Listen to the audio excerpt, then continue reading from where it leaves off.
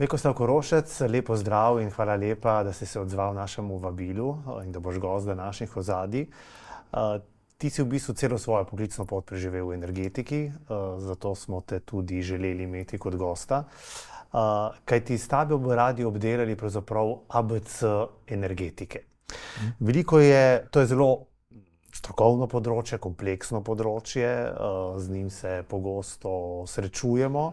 Pa vendarle verjamem, da marsikdo, ki ni strokovnjak, ki ne pozna tega področja, si težko predstavlja, kaj pomeni omrežnina, kaj pomeni taka drugačna elektrarna, kaj pomeni omrežje, kaj pomeni cena elektrike, kako se formira. Tako da skozi vse te teme bi jih rad obdelal v pogovoru s tabo.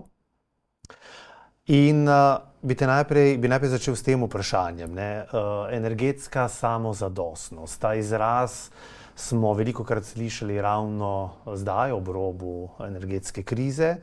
Pa me zanima, zdaj nekateri seveda to zagovarjajo, drugi bolj stavijo na, dajmo temu reči, logiko trga, se pravi na uvoz. Kakšno je tvoje stališče glede na tvoje večdesetletne izkušnje? Ja, najprej hvala lepa za povabilo. Zdaj, kar se tiče energetske samozadostnosti, tu predvsem mislimo na samozadostnost na področju električne energije. Tako je. Pri drugih energentih bomo vedno še uvozno odvisni, vendar, kar se tiče električne energije, pa je naš cilj, da bi tudi v okviru nacionalnega energetskega podnebnega načrta dosegli energetsko samozadostnost Slovenije. To pomeni, da imamo proizvodnjo v domačih virih in porabo izravnano. Zdaj, zakaj pa smo Slovenci tako občutljivi na to temo glede samozadostnosti, ne? Prva zadeva je seveda ta energetska kriza, ki se nam je zgodila leta 2022 z seveda tudi vojno v Ukrajini, pa že prej, že jeseni 2021 se je pojavila ta velika hitra rast oziroma bikovska rast cen električne energije. In to seveda je bil en znak, da je treba biti pri načrtovanju elektroenergetskega sistema še bistveno bolj pozoren, kot smo bili do zdaj. Zdaj je treba vedeti, da je slovenski elektroenergetski sistem del velike evropske interkonekcije ENTSO-E. Ta sistem ENTSO-E je največji sinhroni delujoči sistem v svetu. Tudi druge države imajo interkonekcije, vendar imajo recimo ZDA glede na svojo velikost 3 interkonekcije, vzhodno, zahodno in Teksas. Skratka, to je največja interkonekcija in mi smo člani te interkonekcije že dolga leta.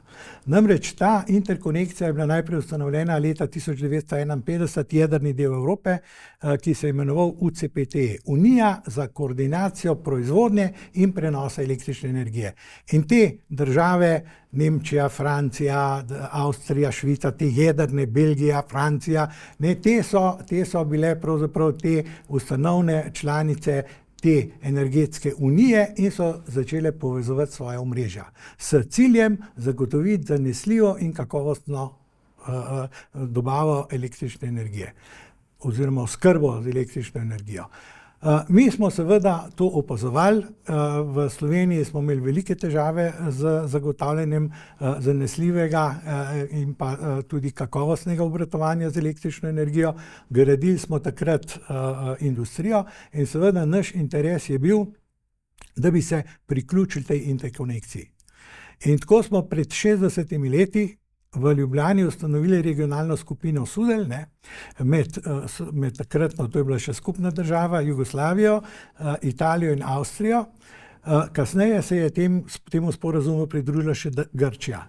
In mi smo po tem sporazumu zgradili 220 kilovoltno omrežje, povezali vse te države in pred 50 leti, septembra 1974 začeli sinhrono obratovati zahodno evropsko interkonekcijo.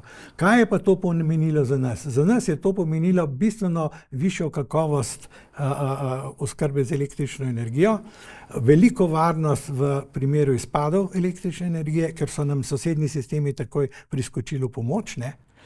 In seveda s tem to nam je tudi omogočilo dostop do zahodnih tehnologij, to se pravi, da smo lahko kupovali opremo za hidroelektrarne, za termoelektrarne in seveda za jedrsko elektrarno in seveda za vse prenosno omrežje v zahodnji Evropi, da smo dosegli veliko zanesljivost obratovanja tega sistema in tudi omogočili naši industriji in tudi širši družbi in tudi gospodinjstvom zanesljivo energijo in tudi cenovno sprejemljivo energijo.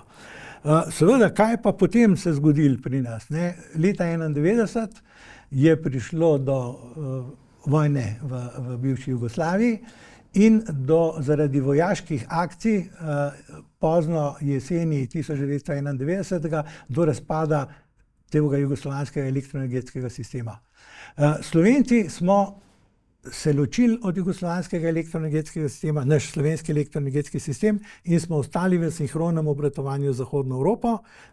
En del Hrvaške je bil tudi priključen nam, ostali del, to se pravi bivše državi Jugoslavije in pa Grčija so pa obratovali ločeno in to 13 let do 10. oktobra 2004, ko smo ponovno tudi ta del jugovzhodne Evrope ponovno sinhronizirali z Evropo. Ampak kaj je pri tem pomembno, ko govorimo o samozadostnosti? Prva zadeva je bila ta, da smo mi slutili, kaj se bo v Jugoslaviji zgodilo, in da smo se prej začeli pripravljati. To se pravi, da smo sami svoj dispečerski center vodenja, regionalni center, smo nadgradili v center, ki je bil sposoben komunicirati in peljati obratovanje povezano z Evropo, ne, ker prej je bilo to v Beogradu. Potem smo določene elektrarne prilagodili, da so bile sposobne tudi za sekundarno regulacijo frekvence, ne, ker prej so nam sekundarno regulacijo frekvence zagotavljale hidroelektrarne iz centralnega dela Jugoslavije, ne. Skratka, mi smo se takrat pripravili in smo pravzaprav ta razpad Jugoslavije in jugoslovanskega elektroenergetskega sistema preživeli sorazmerno mirno. Naši porabniki niso čutili tega velikega šoka, ki se je zgodil, ne. Kar nekaj zanimivih iztočnic je dal. Ena je, se pravi, ni populizem, ko rečemo, da je energetska samozadostnost na nek način tudi energetska suverenost neke države, glede na to, kako smo danes vedno bolj in kako bomo v prihodnje še bolj odvisni od elektrike, ne? In kako pomembno je znati, napovedovati prihodnost ni pravi izraz, predvideti vse možne scenarije, ki nas lahko doletijo, ne? Ker ko se danes odločimo, kakšen energetski miks bomo imeli v prihodnje, je seveda, govorimo o investicijah, ki trajajo nekaj desetletij, ne, ampak odločiti se je pa treba danes. Mogoče še to, da pojasniva, ne, ko govorimo o samozadostnosti. Verjetno v nekem odstotku bomo vedno odvisni od uvoza. Ne vemo, da danes tehnologija še ne omogoča, da bi vso elektriko, ki jo proizvajamo, tudi shranjevali, ne. Je pa verjetno pomembno, da je ta odstotek, si predstavljam, čim manjši. Poglejte, vedno smo bili v določenih obdobjih odvisni od uvoza in to bomo tudi v bodoče. Tega se ne da preprečiti. Prvi razlog je ta, da v sistemu lahko pride do izpada kakšnega proizvodnega agregata, ali pa seveda, da pride do zaustavitve. Recimo pri jedrski elektrarni Krško vsakih 18 mesecev je treba zamenjati gorivo in takrat se opravi tudi remont. Takrat seveda ti nimaš dovolj domače energije in takrat seveda, ker si pripravljen že vnaprej, to energijo voziš. Še drug en zelo pomemben element, recimo v primeru izpada jedrske elektrarne Krško. Še se je zgodilo pred parmi meseci. V primeru izpada jedrske elektrarne Krško, ta izpad slovensko omrežje oziroma slovenski porabniki sploh ne čutijo. Zakaj? Ker mi smo del evropske interkonekcije, v trenutku, ko jedrska elektrarna izpade, Evropski sistem zagotovi to manjkajočo energijo. To se pravi, tako jo pokrijemo, ampak samo za 15 minut. Po 15 minutah moraš imeti pa ti svoje vire. Ali imaš svoje vire, ki jih štartaš v tem obdobju, ali pa moraš imeti za to že vnaprej zakupljeno energijo v tujini. In ne samo zakupljeno energijo v tujini, tudi transportne poti po daljnovodih. To mora biti vse pripravljeno. To je en zelo zahteven mehanizem in jasno je bilo, da to je bil za nas ob osamosvojitvi največji problem, ker nismo imeli temu se reče tako imenovane terciarne rezerve. Kaj, če nam jedrska elektrarna izpade, kaj bomo po 15 minutah? In takrat v prvem obdobju so nam pomagali sosedi, Avstrijci pa Italijani, da so oni za nas zagotavljali to terciarno rezervo. Potem seveda, mi smo potem dodatno zgradili še plinske elektrarne v Brestanici in pa seveda vedno smo imeli tudi zakupe električne energije pri sosedih in seveda urejeno za sosednjimi sistemi iz jugovzhodne Evrope tudi prenos te energije. Mogoče so butasto vprašanja, ampak zato, da lažje razumemo, kaj se zgodi teoretično v trenutku, da ima država presežke električne energije in ni nikogar, ki bi to energijo pač potreboval, bi pripravljen kupiti kakorkoli. Kaj se zgodi potem s to energijo? Hraniti jo ne moramo? Ne, poglejte, dejstvo je, kar se hranjenja energije tiče, le določene možnosti obstajajo. Ne omenim samo črpalno elektrarno Avče. To se pravi, viške energije se lahko shranijo v črpalnih elektrarnah. To je bilo že od vsega začetka, ko smo mi zgradili jedrsko elektrarno Krško, je bilo tako jasno, da bomo imeli po noči, ko ni take porabe, določene viške in že takrat so bile ideje, da bi zgradili črpalne elektrarne. Problem je umeščanje v prostor. Če ne bi mi že takrat črpalne elektrarne gradili, tako so jih tudi naši sosedje. To se pravi, en manjši delež hranjene energije obstaja. Drug delež je seveda v zadnjem obdobju so baterije, ki pa seveda tudi omogočajo samo kratkotrajno hranjenje, ne pa sezonsko, da bi ti sezonsko shranil energijo za zimo, recimo. Skratka, to je drugi vidik. Tretji vidik je pa seveda, kaj z viški.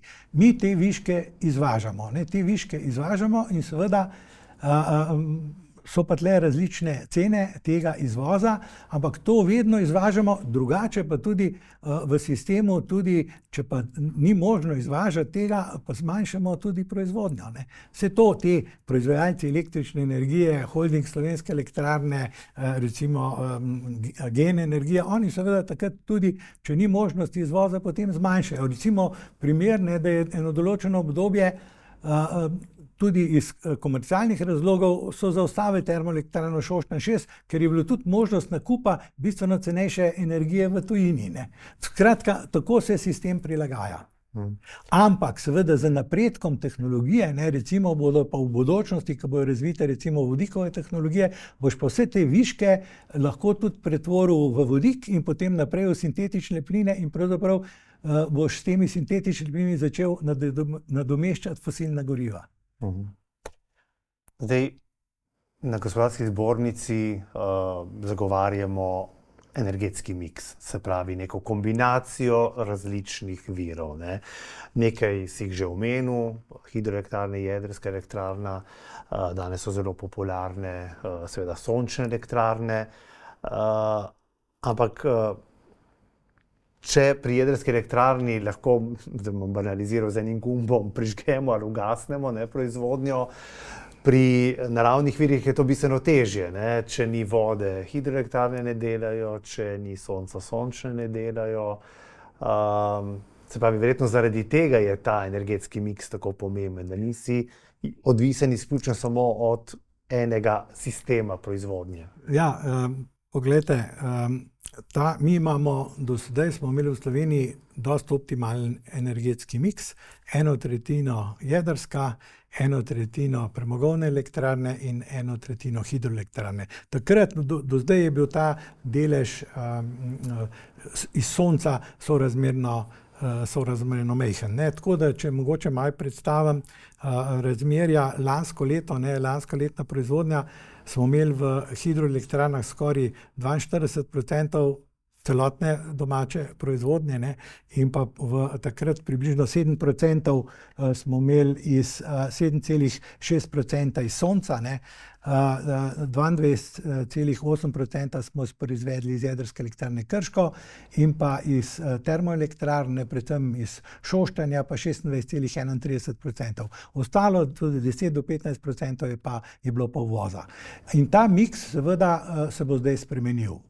Namreč mi počasi opuščamo premogovno fosilne goriva, premogovno proizvodnjo, povečujemo delež sonca, delež sonca, delež vetra tudi, in pa seveda mi se zelo prizadevamo tudi, da bi povečali tudi delež hidroelektrarn. Namreč, zakaj mi zagovarjamo na gospodarski zbornici miks teh virov? En vidik je sigurno energetski, in sicer zavedati se moramo svojih naravnih danosti.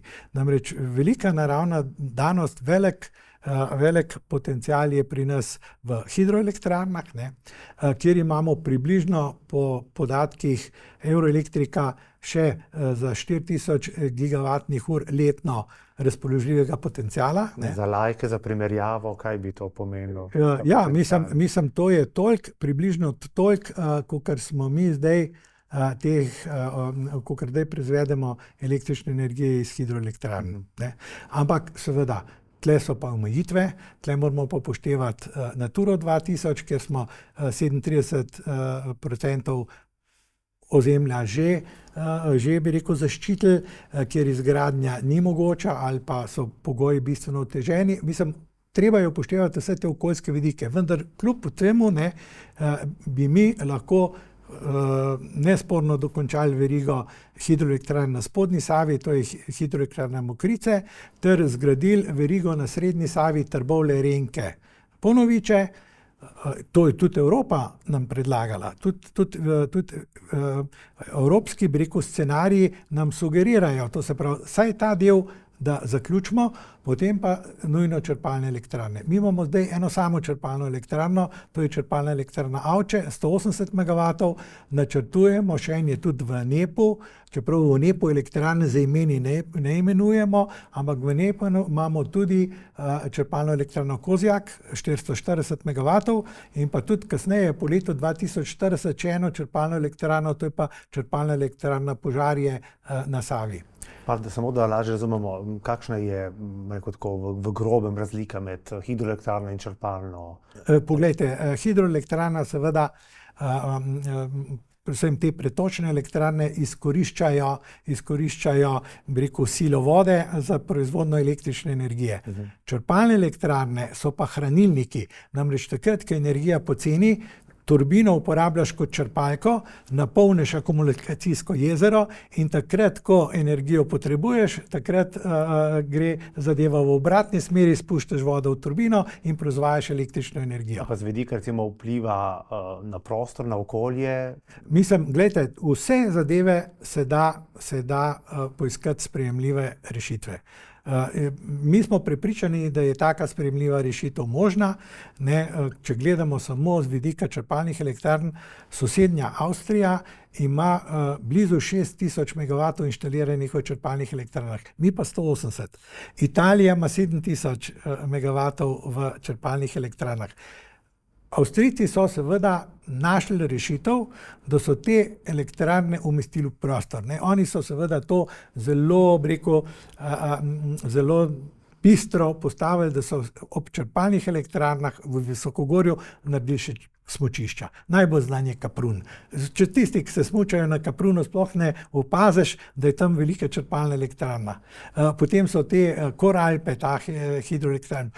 Tudi mi imamo recimo delež 20% upravičenost do energije v hidroelektrarni Bistrica, Koralpe v Avstriji, na meji med Koroško in Štajersko. Tam iz tiste elektrarne 20% letne proizvodnje dobimo za slovenski elektroenergetski sistem. In tudi v tej elektrarni so slovenske turbine in tudi slovenski inženiringi so bili vključeni. Ampak tudi ta elektrarna so jo naknadno Avstrijci predelali, da je postala tudi črpalna elektrarna.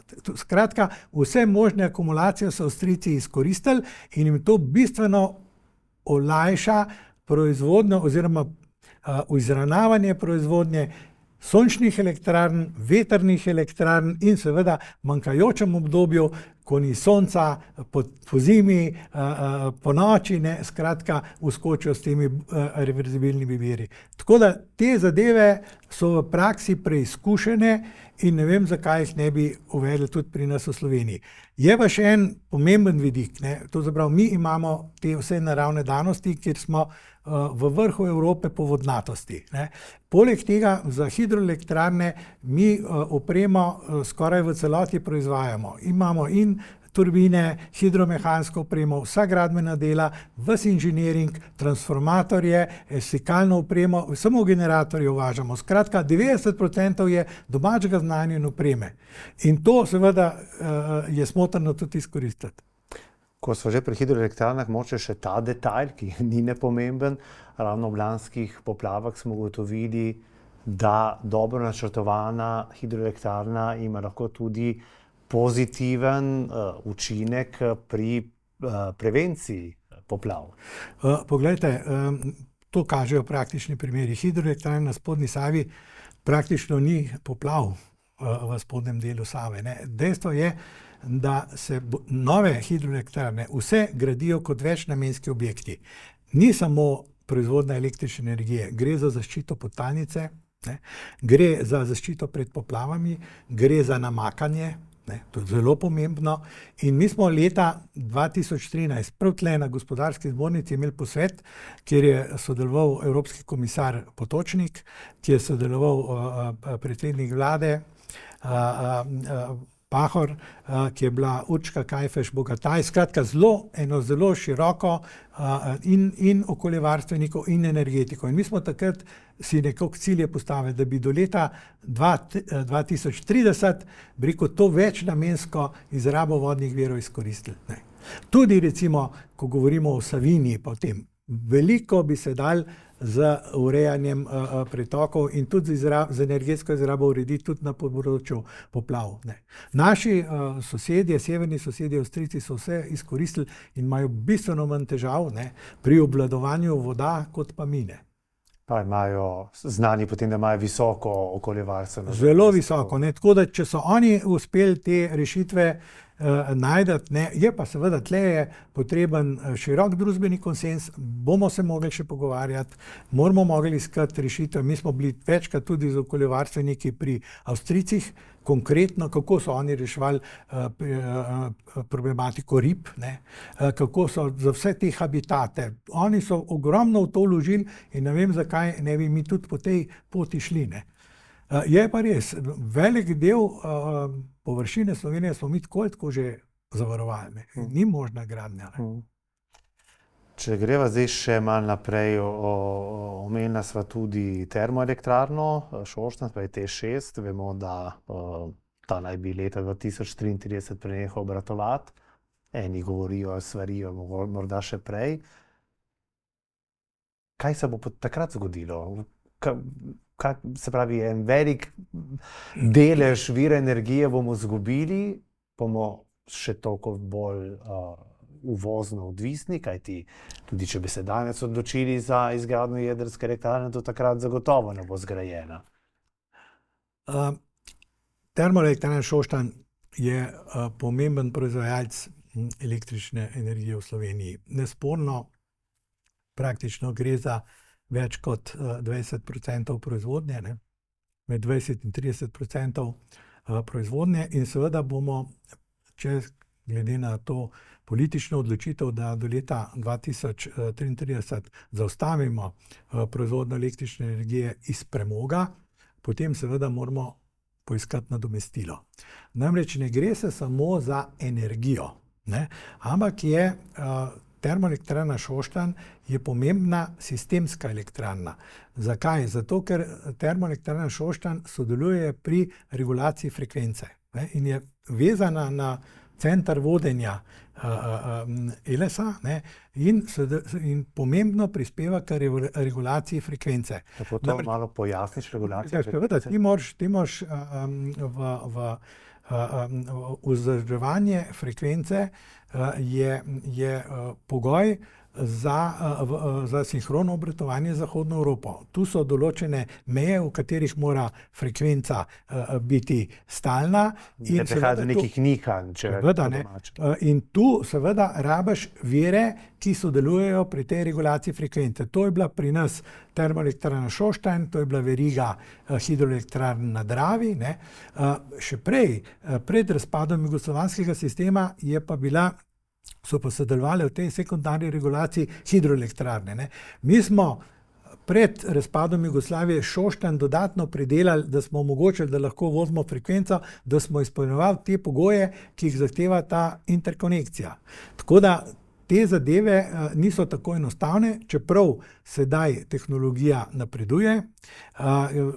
Tle so možne druge variante z baterijami, ne.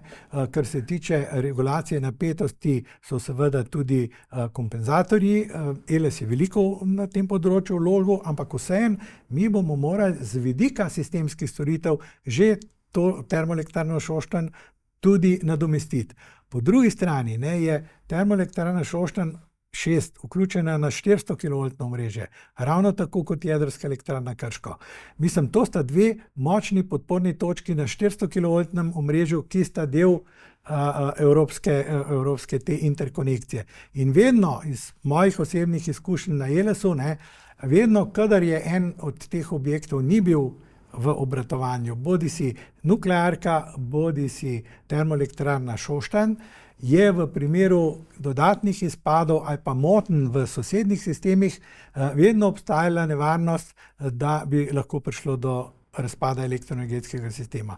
Jaz moram povedati, da so nam leta 2003, oba bloka, jedrska elektrarna Krško in termoelektrarna, to je bil takrat Šoštanj 5, zdaj ga je nadomestil Šoštanj 6. Te dva sta bili ključni podporni točki in ko je prišlo septembra 2003 do razpada italijanskega elektroenergetskega sistema, ta razpad tega sistema je povzročil velik sunek pri nas v našem sistemu, tako da sta obe podporni točki na 400 kV Krško in termoelektrarna Šoštanj ta sunek prenesla in se takoj po tej motnji v omrežju povrnila v prvotno stanje. Če mi teh močnih podpornih točk ne bi imeli, če bi imeli same majhne agregate, bi ob takem sunku ti naši agregati padli iz sinhronizma in bi doživeli električni mrk. In kaj se je zgodilo? Mi smo takrat uspeli prenesti ta sunk, Italija je bila več kot 15 ur brez električne energije, razen Trsta in okolice. Trst in okolica se je pa odključil italijanskega omrežja in smo po daljnovodu 220 kV Divača Padričano napajali Trst in okolico teh 15 ur in Italijani so bili navdušeni. Rezultat je bil še ta, da so potem še želeli, da bi se oni kar na slovensko distribucijo priključili na elektroprimorsko. Rekel si, bo potrebno nadomestiti te 6. S čim, kako v tako kratkem času? Kaj lahko nadomesti? Ja, lejte, zdaj je tako, se govori, kako nadomesti te 6, to je plinska elektrarna, v tem Eles, v medijih je bilo... Gradnjo nove ali preoblikovanje te nova plinska elektrarna, neke te plinske elektrarne, sodobne plinske elektrarne, to so tudi plinskoparni bloki, ker imaš plinsko elektrarno kot utilizator, parno turbino, to se pravi, to so zanesljive enote, ki bodo sčasoma z razvojem tehnologij prišle na sintetična goriva. Zdaj v prvi fazi je to plin, ki ima sicer tudi emisije, bistveno manj kot premog, ampak ta plin naj bi že do leta 2030 vsaj 10% že nadomeščal z vodikom, potem pa sintetični plini. To je tudi v NEPN-ju tudi ta možnost nakazana, čeprav te vodikove strategije mi nimamo še pripravljene, vendar nakazuje se, v kateri smeri naj bi ta energetika šla. To se pravi, tudi Nemčija bo veliko vložila v te plinske elektrarne in kasneje na proizvodnjo vodika. Čeprav moram reči, to so vse tehnologije, ki so pa še vprašljive, ne. Tudi moram povedati, ker je treba povedati, ne, ker termoelektrarna Šoštanj 6, ne, je bila grajena kot elektrarna, ki bo imela zajemanje ogljika. To se pravi, da bo drastično zmanjšala emisije ogljikovega dioksida, vendar ta tehnologija kasneje ni prodrla, ne. Nemci so imeli referenčne projekte, to je bila termoelektrarna Schwarze Pumpe, ki so jih pa potem opustili, ker porabijo 30% energije za izločanje ogljika in seveda velike stroške in se je na koncu to izkazalo kot neekonomično. Obstaja kakšna možnost prestrukturiranja te 6? V smislu, ali bo ta stavba pač ostala tam prazna, enkrat, ko jo bomo izklopili? Jaz mislim drugače.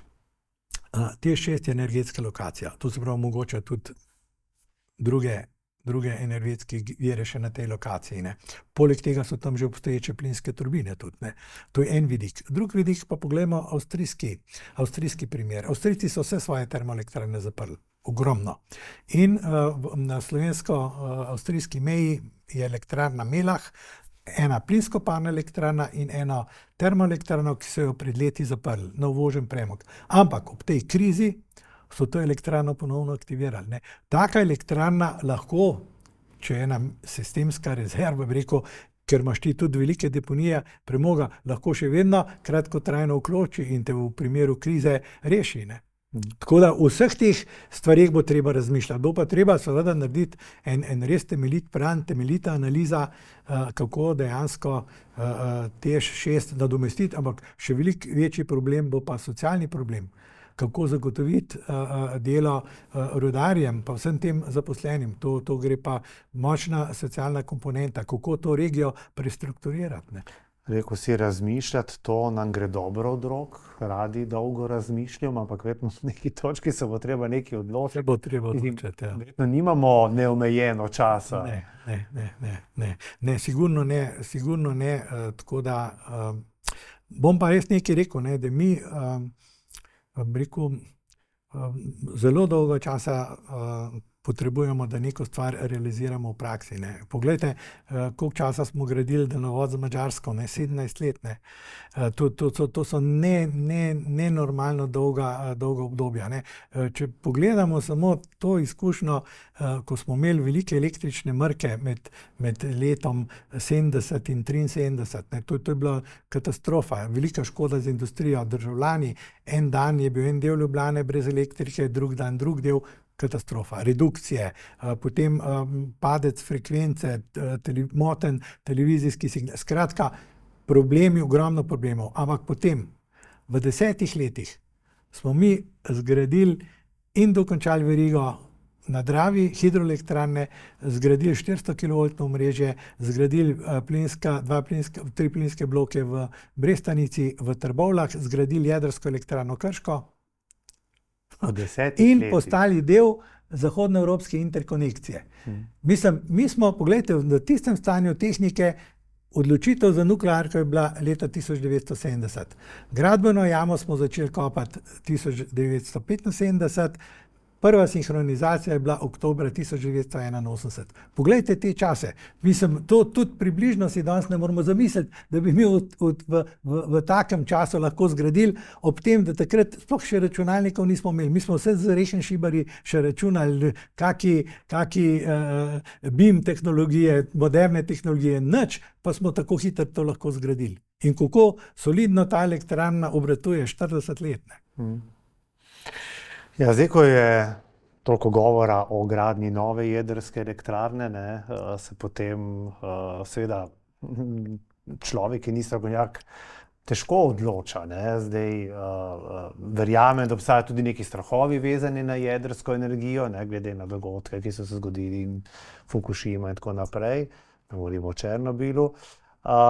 Po drugi strani izgleda, da veliko stavimo na sončno energijo, ki je sicer simpatična, ne, naravni vir energije, pa vendarle tudi glede na omejenosti tehnologije lahko, po tvojem vedenju kot strokovnjak, lahko zgolj sonce nadomesti neko take nestanovitne vire, ne, kot je jedrska? Poglejte, mi zagovarjamo kombinacijo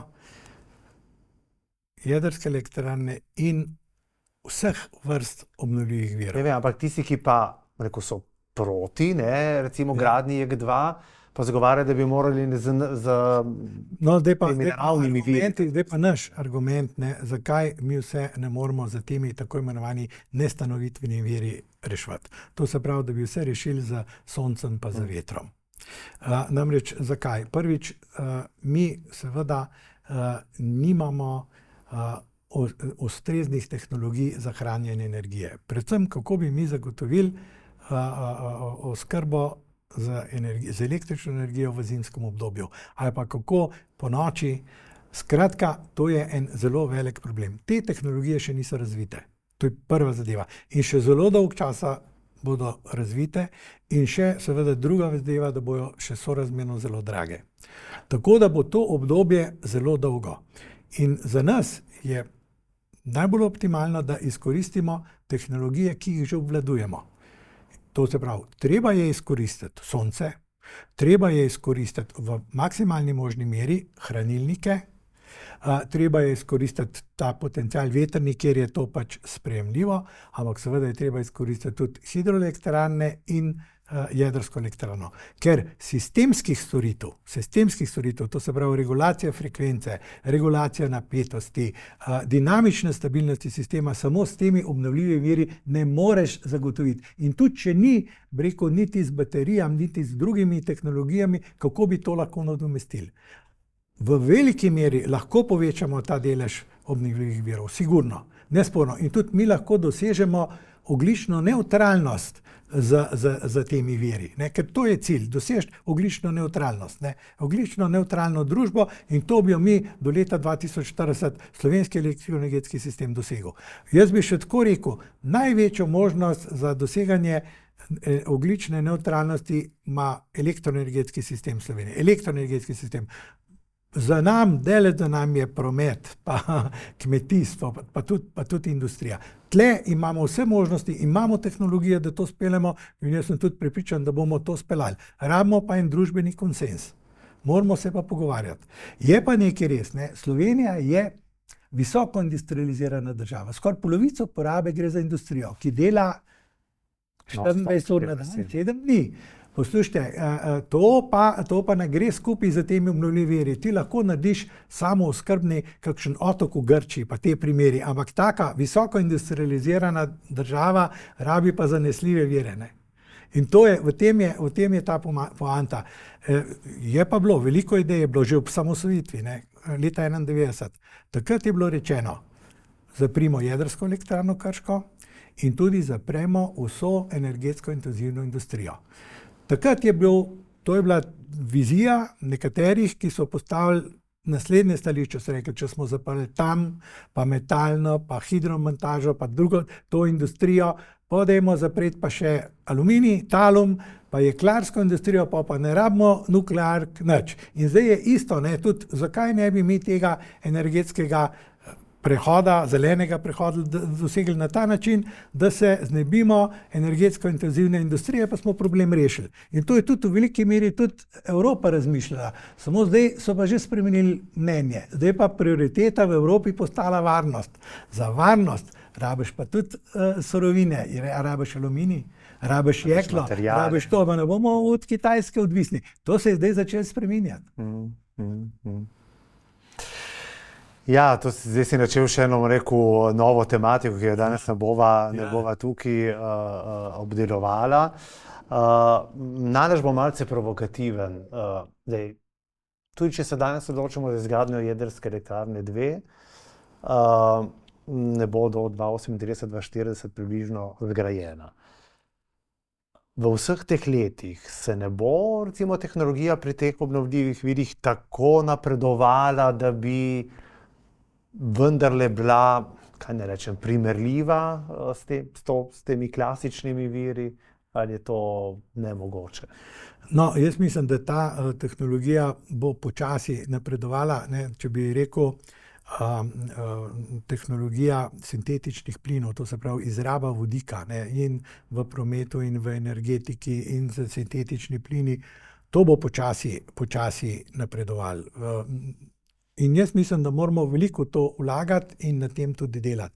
Vendar, da bi pa ti zanesljivo pa kakovostno oskrbo z električno energijo zagotovil, je pa težko verjetno. A veste zakaj tudi? Zato, ker ta energetski prehod opušča fosilne vire, ampak bistveno poveča zahtevke po električni energiji. E-mobilnost, samo to poglejte.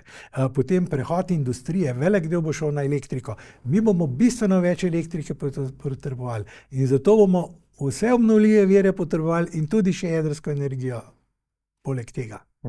To so dejstva, ker skupna, bi rekel, celotna poraba energije se bo sicer zmanjšala, ampak bistveno se bo pa povečala poraba električne energije. Ne. Zmanjšale se bodo pa vse te poraba fosilnih goriv. Ne. Tako da tle iz tega vidika mi gledamo, kako zagotoviti zanesljivo oskrbo.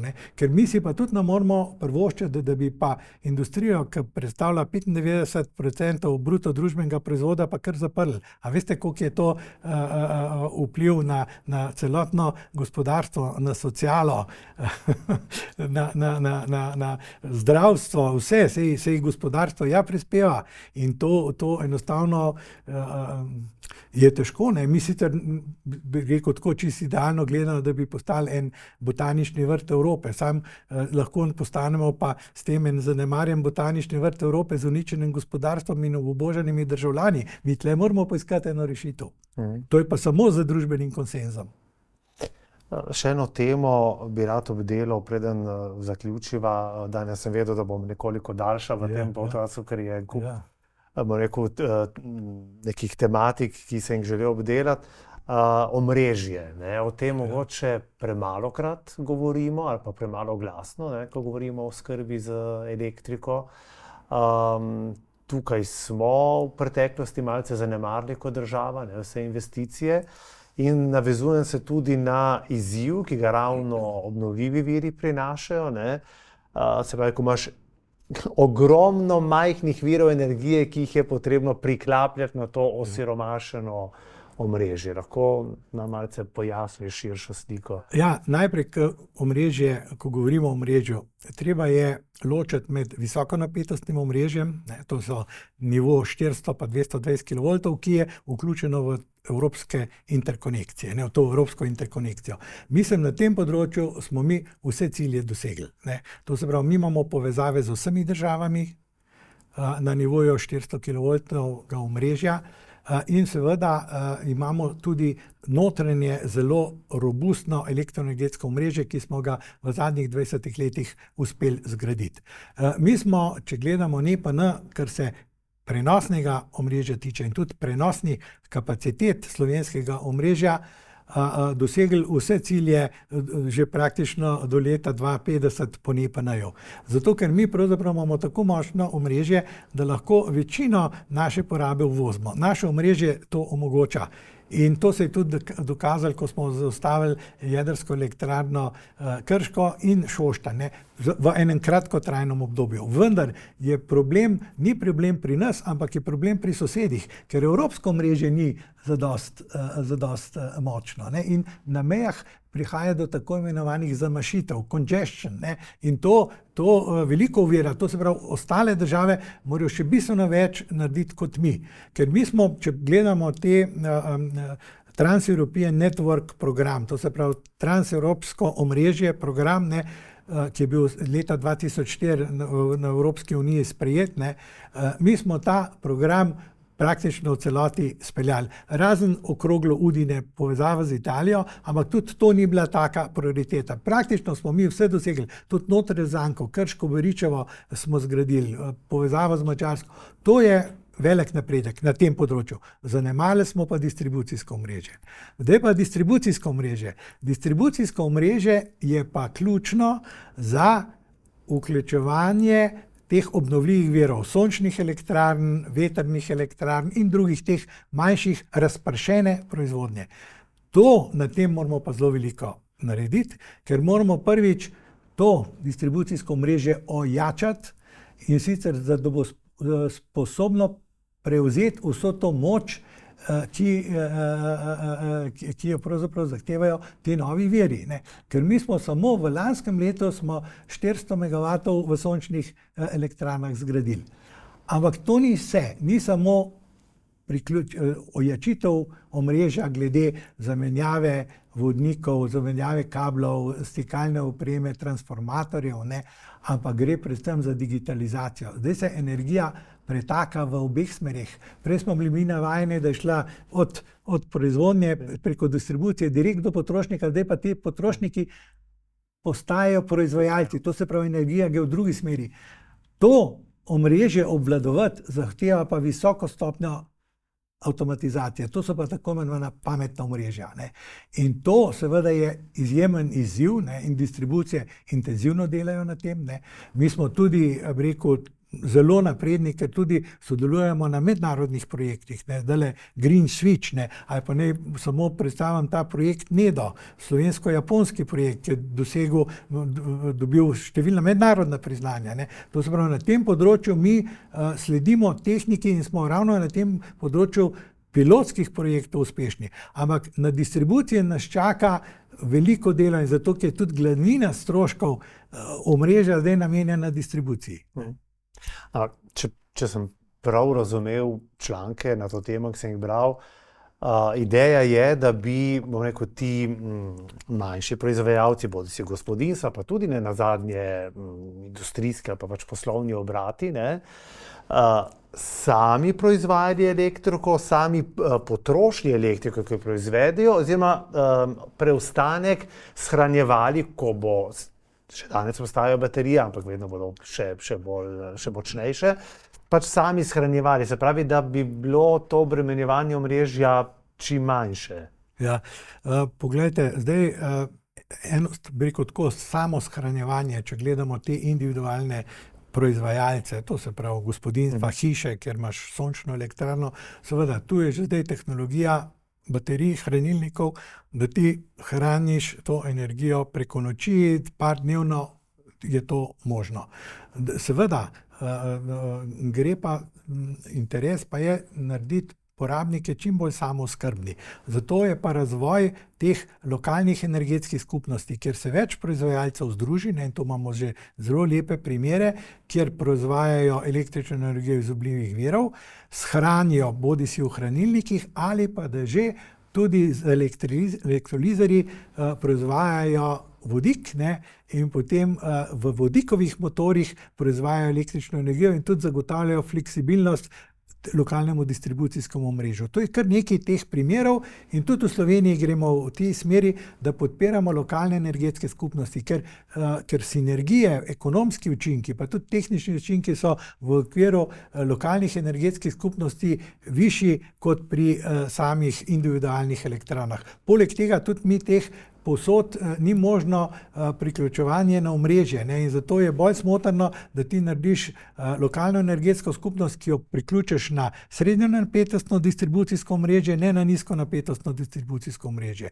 In ravno, poglejte, v tej smeri, ne, potekajo projekti, ne, ki jih koordinira ELES, ne, kjer pravzaprav že gremo in ELES, in distribucije, in določeni partnerji v tem konzorciju v načrte elektrolizerjev. To so elektrolizerjev za proizvodnjo vodika, ne. In tu imamo recimo en velik projekt, to je Vodikova dolina, ne, to je skupen projekt Slovenija, Furlanija, Julijska krajina, Italija, ki ga vodi Holding Slovenske elektrarne, kjer bomo proizvajali vodik, ne, in tudi uporabljali vodik naprej, implementacija tako v prometu, ne, ker tle so pa ladijski promet, interes, Trst, Koper, Reka, a veste, tudi tle se bo začel, vodik se že uporablja, oziroma sintetični plini so že kontejnerske ladje, so že v pogonu, že obratujejo. Skratka, vse tem usmeritvam je treba slediti, ampak zelo veliko bo treba narediti na distribucijskem omrežju, ne. Je pa ključen problem je pa, da so to kratki roki, da nimamo kadrov, da je potrebno investicijsko projektno dokumentacijo pripraviti, da je potrebno to vse umestiti v prostor. Ne. To so veliki izzivi. Ne. Tle nas pa čaka res veliko dela. Rekel bi se na tej točki ustavil. Mislim, da sva ogromno tematiko obdelala, mislim, da sva tudi, vsaj upam, lepo razložila, v čem je prednost tega energetskega miksa, ne, zakaj je potrebno poskrbeti in za industrijo in za gospodinjske odjemalce in mislim, da sva tudi lepo nakazala, v katero smer se ta tehnologija razvija. In moram reči, da bolj ko te poslušam, bolj sem rekel z tega vidika tudi optimističen, da gre razvoj v eno tako res pametno smer, ki bo prinesla in na eni strani ne samo zadostnost energetsko, na drugi strani tudi zmanjševanje vplivov na okolje oziroma zmanjševanje ogljičnega odtisa. Verjamem, da bo še priložnost za kakšen pogovor na tej točki, pa hvala lepa še enkrat. Ja, hvala lepa.